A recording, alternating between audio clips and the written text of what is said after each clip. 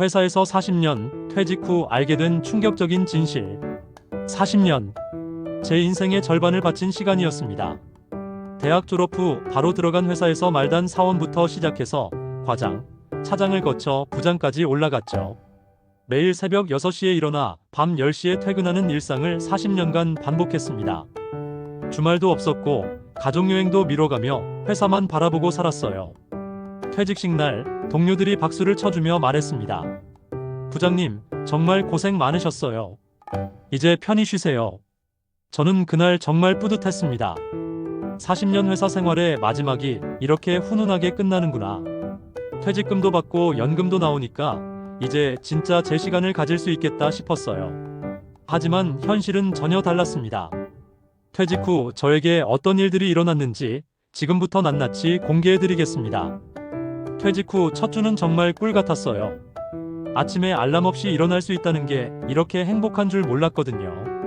평생 해보지 못했던 오전 드라마도 보고 동네 산책도 하고 가끔 낮잠도 자면서 이게 바로 노후구나 하며 만족했습니다. 그런데 두 번째 주부터 이상한 기분이 들기 시작했어요. 뭔가 허전하다는 느낌. 40년간 바쁘게 살다가 갑자기 할 일이 없으니까 시간이 이렇게 느릴 수가 없더라고요. 시계를 보면 겨우 오전 10시. 하루가 왜 이렇게 길까 싶었어요. 더 큰 문제는 사람들과의 관계였습니다.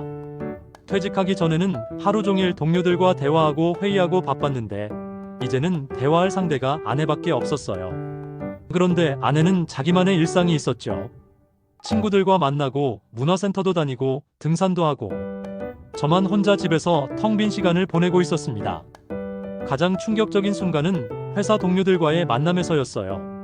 퇴직한 지 한 달쯤 되었을 때 예전 팀원들이 회식을 한다며 저를 불렀습니다. 부장님, 오랜만에 얼굴 좀 보죠. 반가운 마음에 나갔는데 그날 저는 정말 큰 충격을 받았어요. 회식 자리에서 후배들이 나누는 대화를 들으면서 제 가슴이 철렁 내려앉았습니다. 요즘 김 부장님 자리에 새로 온 분 어때? 그분? 정말 스타일이 다르시던데. 훨씬 효율적이고 소통도 잘하시고. 맞아, 예전에는 회의 때마다 시간이 너무 길었잖아. 저는 그 순간 깨달았습니다. 내가 없어도 회사는 아무 문제 없이 돌아가고 있구나. 아니, 오히려 더 잘 돌아가고 있는 것 같구나. 40년 동안 제가 없으면 안 된다고 생각했던 그 자리가 사실은 누구라도 대체 가능한 자리였던 거예요. 더 충격적인 건 후배들의 태도 변화였습니다. 예전에는 부장님 하며 조심스럽게 대하던 사람들이 이제는 그냥 편하게 대하더라고요. 물론 무례하게 굴지는 않았지만 예전처럼 제 말에 귀 기울이거나 의견을 구하지는 않았어요. 저는 이제 그냥 퇴직한 선배 그 이상도 이하도 아니었습니다. 집에 돌아와서 아내에게 그날 있었던 일을 털어놓으려 했어요. 여보, 오늘 회사 사람들을 만났는데 하고 말을 꺼내려는데 아내가 말을 끊더군요. 당신도 이제 퇴직했으니까 회사 일은 그만 생각해. 계속 과거에만 매달려 있으면 어떡해. 그 말을 듣는 순간 제 가슴이 답답해졌어요. 아내에게는 제가 겪고 있는 혼란과 상실감이 그냥 과거에 매달리는 것으로 보이는 거였어요. 40년 인생의 절반을 바친 직장을 잃은 상실감을 그 누구도 이해해주지 않았습니다. 며칠 뒤 더 큰 충격이 기다리고 있었어요. 오랫동안 함께 일했던 김 차장에게 전화가 왔습니다. 부장님, 죄송한데요. 제가 부장 자리로 승진했어요. 인수인계할 게 있어서 연락드렸는데 언제 시간 되세요? 저는 축하한다고 말했지만 속마음은 복잡했어요. 김 차장은 제보다 15년 늦게 입사한 후배였거든요. 그가 제 자리를 차지하고 있다는 사실이 현실적으로 다가왔습니다. 정말로 끝났구나. 내 시대는 정말 끝났구나. 그 후로 저는 점점 우울해졌어요. 매일 같은 일상의 반복. 아침에 일어나서 신문 보고, TV 보고, 낮잠 자고, 또 TV 보고. 이게 제가 그렇게 기다렸던 노후였을까요? 더 견디기 힘든 건 아내의 시선이었어요. 처음에는 고생 많았다. 이제 좀 쉬어라 하던 아내가 점점 달라지더라고요. 당신은 매일 뭐하고 지내는 거야? 하루 종일 집에서 빈둥빈둥 하면서. 나도 40년 동안 집안일 하느라 고생했어. 이제 나도 내 시간 좀 가지려고 하는데 당신이 계속 집에 있으니까 내가 뭘 할 수가 없어. 아내의 말을 듣고 있으면 제가 집에 있는 게 죄라도 되는 것 같았어요. 퇴직했으니까 집에 있는 게 당연한 건데 그게 아내에게는 방해가 되는 거였어요. 어느 날 아내의 친구들이 집에 놀러 왔어요. 거실에서 담소를 나누는 소리가 들렸는데 우연히 제 얘기를 하더라고요. 언니, 남편분이 퇴직하니까 어때? 맨날 집에 있으면 답답하지 않아?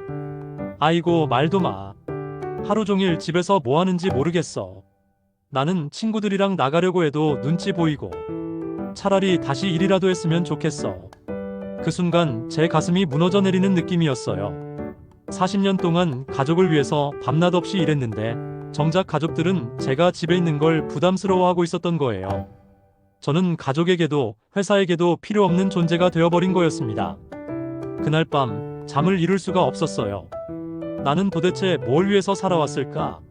40년 동안 회사를 위해서, 가족을 위해서 희생했는데 정작 아무도 나를 필요로 하지 않네. 이런 생각들이 머릿속을 맴돌았습니다. 그 후로 몇 달을 그렇게 무기력하게 보냈어요.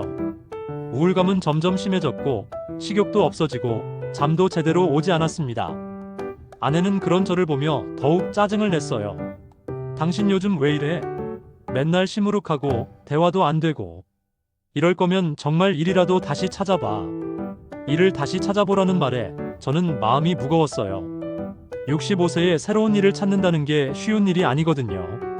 그래도 이대로 있을 수는 없겠다 싶어서 구인 광고를 찾아보기 시작했어요. 하지만 현실은 냉혹했습니다. 경력 우대라고 해서 지원했는데 연령대가 맞지 않는다는 이유로 거절당하기 일쑤였어요. 40년 경력의 부장이었던 제가 경비원이나 주차관리원 자리에 지원해야 하는 현실이 너무 처참했습니다. 그러던 중 우연한 기회가 찾아왔어요. 동네 카페에서 혼자 커피를 마시고 있는데 옆 테이블에 앉은 비슷한 나이대의 남성분과 자연스럽게 대화를 나누게 되었어요. 저도 작년에 퇴직했어요. 처음엔 정말 힘들었는데 요즘은 나름대로 재미있게 지내고 있어요. 어떻게 지내세요? 저는 요리를 배우고 있어요. 그리고 동네 복지관에서 봉사활동도 하고 있고요. 그분의 얘기를 들으면서 저는 충격을 받았어요. 퇴직 후의 삶이 꼭 우울하고 무기력한 것만은 아니구나. 새로운 걸 시작할 수도 있구나. 처음에는 저도 방황했어요. 회사에서 중요한 사람이었다고 생각했는데 퇴직하고 나니까 아무것도 아니더라고요. 그런데 생각해보니까 회사에서의 제 가치와 인간으로서의 제 가치는 다른 거잖아요. 그분의 말이 제 가슴에 깊이 와닿았어요. 맞아요. 저는 회사에서의 직책과 제 자신을 동일시하고 있었던 거예요. 그날 이후로 저는 조금씩 변화를 시도해보기 시작했어요. 먼저 요리를 배워보기로 했습니다. 40년 동안 아내가 해준 밥만 먹다가 직접 요리를 해본다는 게 신기했어요. 처음에는 라면도 제대로 끓이지 못했어요. 물이 넘치기도 하고 면이 너무 퍼지기도 하고. 그런데 이상하게도 그 실패들이 재미있더라고요. 회사에서는 실패가 곧 문제였는데 요리에서는 실패해도 다시 도전할 수 있었으니까요. 한 달 정도 지나니까 간단한 볶음밥이나 된장찌개 정도는 만들 수 있게 되었어요. 제가 직접 만든 음식을 먹을 때의 그 뿌듯함은 말로 표현할 수 없었습니다. 아내도 처음에는 의외라는 표정이었어요. 당신이 요리를 하면서 신기해했죠. 제가 만든 볶음밥을 먹어보더니 생각보다 괜찮네 하며 웃었어요. 그 웃음을 본 게 정말 오랜만이었어요. 요리에 자신감이 생기자 다른 것들도 시도해보고 싶어졌어요. 복지관에서 하는 서예 교실에 등록했습니다. 어릴 때 붓글씨를 조금 배운 적이 있어서 향수가 있었거든요. 서예 교실에는 저와 비슷한 나이대의 분들이 많았어요. 모두 퇴직 후에 새로운 취미를 찾으러 온 분들이었죠. 처음에는 서로 어색했지만 시간이 지나면서 자연스럽게 친해졌어요. 저는 은행에서 30년 일했어요. 저는 공무원이었고요. 저는 교사였어요. 모두 각자의 분야에서 열심히 일했던 분들이었는데 퇴직 후에는 비슷한 고민을 안고 있더라고요. 그런 이야기를 나누다 보니 제가 겪고 있는 어려움이 저만의 문제가 아니라는 걸 알게 되었어요. 특히 이분들과의 대화에서 큰 깨달음을 얻었어요. 우리가 회사에서 중요한 사람이었던 건 맞아요. 하지만 그게 우리 인생의 전부는 아니잖아요. 이제는 우리 자신을 위한 시간을 가져도 되는 거예요. 서예를 배우면서 제 마음이 많이 차분해졌어요. 붓으로 한 획 한 획 그어가면서 마음의 평정을 찾는 느낌이었습니다. 회사에서는 항상 빨리빨리 효율적으로 해야 했는데 서예는 천천히 정성스럽게 해야 하는 거더라고요. 그리고 복지관에서 봉사활동도 시작했어요.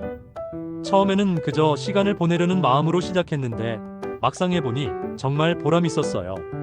독거노인분들께 도시락을 배달하는 일이었는데 그분들이 저를 기다려주시고 고마워하시는 모습을 보면서 제가 누군가에게 필요한 존재라는 걸 다시 느꼈어요. 아이고, 오늘도 와주셨네요. 정말 고마워요. 한 할머니가 환하게 웃으시며 인사해 주실 때 저는 오랜만에 진정한 기쁨을 느꼈어요. 회사에서 받던 인정과는 다른 진심 어린 고마움이었어요. 이렇게 새로운 활동들을 하면서 저는 점점 달라지기 시작했어요. 아침에 일어나는 것도 전보다 가벼워졌고 하루하루가 기대되기 시작했어요. 서예 교실이 있는 날은 일찍 일어나서 준비하고 봉사활동이 있는 날은 어르신들을 만날 생각에 마음이 설레었어요. 가장 큰 변화는 아내와의 관계였어요. 제가 집에서 빈둥빈둥하지 않고 나름대로 바쁘게 지내니까 아내도 제게 대하는 태도가 달라졌어요. 당신 요즘 많이 바뀌었네. 예전보다 밝아진 것 같아. 그래? 나도 그런 느낌이야. 뭔가 할 일이 있으니까 좋아. 나도 당신이 우울해하는 모습 보기 싫었어. 이렇게 활기차게 지내는 모습이 보기 좋다. 아내의 그 말을 듣는 순간 제 가슴이 따뜻해졌어요. 아내도 저를 걱정하고 있었던 거구나. 다만 그 걱정을 어떻게 표현해야 할지 몰랐던 거겠구나. 6개월쯤 지나니까 제 일상이 완전히 달라져 있었어요. 월요일과 수요일은 서예 교실, 화요일과 목요일은 봉사활동, 금요일은 요리 연구, 주말에는 아내와 함께 시간을 보내거나 서예 교실에서 만난 친구들과 만나기도 했어요. 특히 서예 교실 친구들과의 모임은 정말 즐거웠어요. 다들 각자의 분야에서 풍부한 경험을 가지고 있어서 대화가 정말 재미있었거든요. 회사 동료들과의 만남과는 완전히 다른 느낌이었어요. 서로 무엇을 증명하려 하지도 않고 그냥 편안하게 이야기를 나눌 수 있었어요. 우리 나이에 새로운 친구를 사귄다는 게 쉬운 일이 아닌데 이렇게 만나게 되니까 정말 반갑네요. 정말 그랬어요. 40년 동안 회사 사람들과만 어울리다가 이렇게 새로운 사람들과 순수하게 우정을 나눈다는 게 이렇게 기분 좋은 일인 줄 몰랐어요. 1년이 지난 어느 날 우연히 예전 회사 후배를 만났어요. 그 후배가 저를 보더니 깜짝 놀라더라고요. 부장님, 정말 많이 좋아 보이세요. 얼굴이 완전히 달라지셨어요. 그래? 뭐가 달라졌는데? 예전에는 죄송하지만 항상 피곤해 보이셨는데 지금은 정말 편안하고 여유로워 보이세요. 뭔가 특별한 비결이라도 있으세요? 그 말을 듣고 저는 웃었어요. 특별한 비결이라. 그냥 제 자신을 찾았을 뿐인데요. 회사 다닐 때는 몰랐는데 퇴직하고 나니까 진짜 내가 누구인지 알게 되더라고. 그게 가장 큰 변화인 것 같아. 저도 퇴직하면 부장님처럼 잘 적응할 수 있을까요? 처음에는 힘들 거야. 나도 정말 우울했었거든. 하지만 새로운 걸 시작해보면 길이 보일 거야. 회사에서의 나와 진짜 나는 다른 사람이라는 걸 깨닫게 될 거야. 이제 퇴직한 지 2년이 되었어요. 돌이켜보면 정말 많은 것이 달라졌어요. 서예 실력도 제법 늘어서 복지관에서 하는 전시회에 작품을 출품하기도 했고 봉사활동도 단순한 도시락 배달에서 시작해서 이제는 프로그램 기획까지 참여하고 있어요. 가장 뿌듯한 건 새로운 퇴직자분들을 도와드리는 일을 하고 있다는 거예요. 복지관에서 퇴직자 적응 프로그램을 운영하는데 제가 멘토 역할을 하고 있거든요. 저도 처음에는 정말 힘들었어요. 40년 직장 생활이 끝나니까 제가 누군지 모르겠더라고요. 하지만 새로운 시작이라고 생각하고 하나씩 도전해보니까 오히려 더 재미있는 인생이 되었어요. 제 이야기를 들으시는 분들의 표정을 보면 희망을 찾아가시는 게 보여요. 나도 할 수 있구나 하는 표정들. 그런 모습을 볼 때마다 제가 겪었던 힘든 시간들이 의미 있었다는 생각이 들어요. 요즘 제 하루는 이렇게 흘러가요. 아침 5시에 일어나서 간단한 운동을 하고 7시에 제가 직접 만든 아침을 먹어요. 8시부터 10시까지는 서예 연습을 하고 오후에는 봉사활동이나 멘토링을 해요. 저녁에는 아내와 함께 TV를 보거나 산책을 하죠. 예전 회사 다닐 때와 비교하면 바쁘지 않아 보일 수도 있지만 저에게는 하루하루가 충실하고 의미 있어요.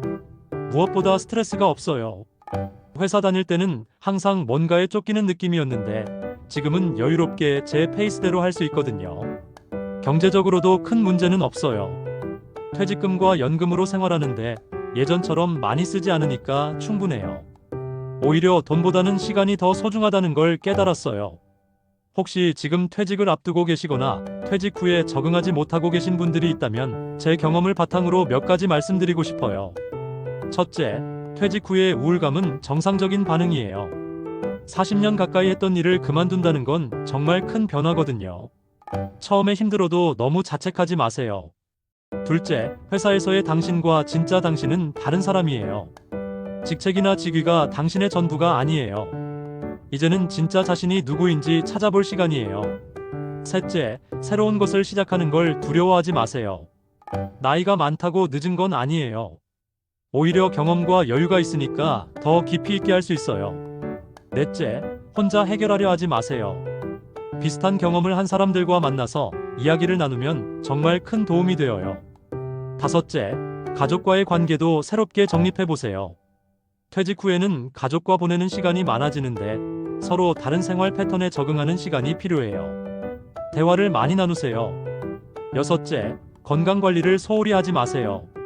규칙적인 생활과 적당한 운동은 정말 중요해요. 몸이 건강해야 마음도 건강해져요. 일곱째, 봉사활동을 해보세요. 누군가에게 도움이 된다는 느낌은 정말 큰 보람을 줘요. 회사에서 받던 인정과는 다른 종류의 만족감을 느낄 수 있어요. 마지막으로 시간을 두고 천천히 적응하세요. 40년 직장 생활의 패턴이 하루아침에 바뀔 수는 없어요. 저도 완전히 적응하는데 1년 넘게 걸렸거든요. 지금 돌이켜보면 퇴직은 끝이 아니라 새로운 시작이었어요. 회사 다닐 때는 남들이 정해놓은 틀 안에서 살았다면 이제는 제가 원하는 대로 살 수 있게 되었거든요. 물론 경제적으로는 예전만 못하지만 마음의 여유와 자유는 돈으로 살 수 없는 거잖아요. 특히 아내와의 관계도 많이 좋아졌어요. 예전에는 제가 집에 있으면 서로 답답해했는데 지금은 각자 할 일이 있으니까 만날 때도 더 반가워요. 저녁에 하루 있었던 일들을 서로 나누는 시간이 정말 소중해졌어요. 얼마 전에는 정말 감동적인 일이 있었어요. 제가 멘토링을 해드린 한 분이 6개월 만에 완전히 달라지셨거든요. 처음 오셨을 때는 정말 우울해하시고 자신감도 없으셨는데 이제는 밝은 표정으로 새로운 도전을 계속하고 계세요. 선생님 덕분에 제2의 인생을 시작할 수 있었어요. 정말 감사해요. 그분이 그렇게 말씀하시는 걸 들었을 때 저는 가슴이 뭉클했어요. 아, 이런 게 진짜 보람이구나. 회사에서 매출을 올리고 성과를 내는 것과는 완전히 다른 종류의 성취감이었어요.